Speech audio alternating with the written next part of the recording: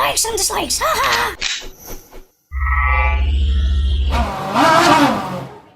Get ahead. Since I had over a terabyte of video recorded for Rainbow Six Vegas, I decided to actually piece together a review of the game. Keep in mind, this game came out like back when Michael Jackson was still alive, and if Obama was mentioned, you pictured a snarly sounding dude with a beard. So yeah, back in the day. Well, enough chewing the rag, let's see what graphic options this game has under the hood.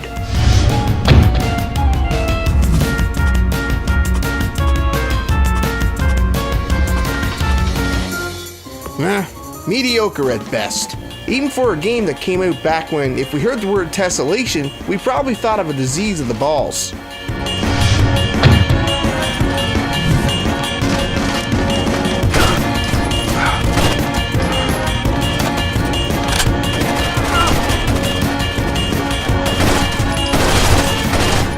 Playing this game alone is like folding up a ping pong table and playing a match of 21 against yourself. The game is made to be played with a friend. Controls are clunky and will take time getting used to. I've no idea why they didn't allow for custom mapping. Using the R3 button on an Xbox controller for aiming feels like blasphemy. It's like they went out of their way to make your brain hurt. After a bit though, you'll get used to it. I hate these games, folks, but the Call of Duty franchise has the first-person shooter button mapping spot on. All companies should use this setup. It just feels right.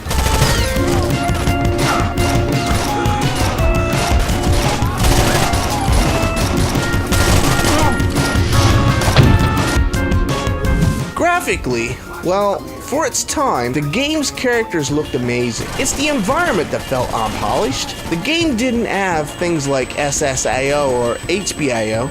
Back then, these abbreviations meant safe sex and oral, or homeless babies and opium. I think Crysis was actually one of the first games to use SSIO. In rating this game, straight up, the characters look great, but the environment feels very unpolished. That's it.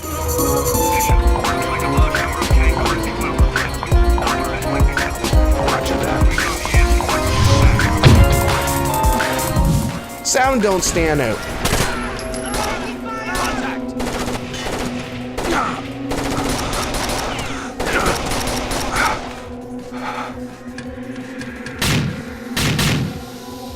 Guns sound as they should, and music sounds nothing like Jimi Hendrix or David Gilmour.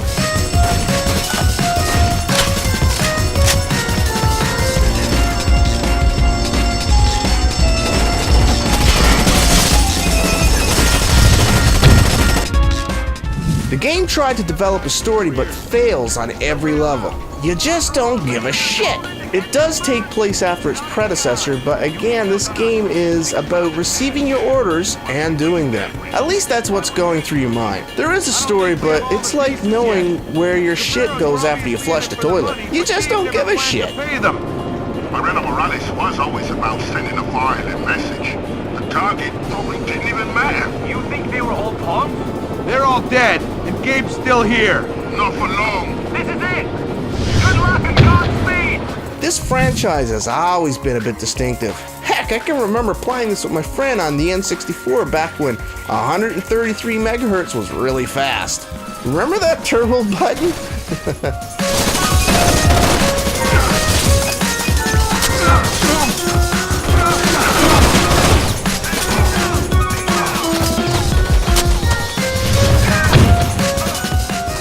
The game is fun, mostly when you play with a friend though. So if you're thinking about buying this one, keep that in mind. Heck, it may be worth for you to pick it up for your friend as a gift. It's definitely one of the best co-op games around, and you can tell it was developed from the ground up to be more than a single-player game. There's not much else to really say about this one. I totally enjoyed playing it through with my cousin, and I can recommend it to you guys. Just play it with a friend.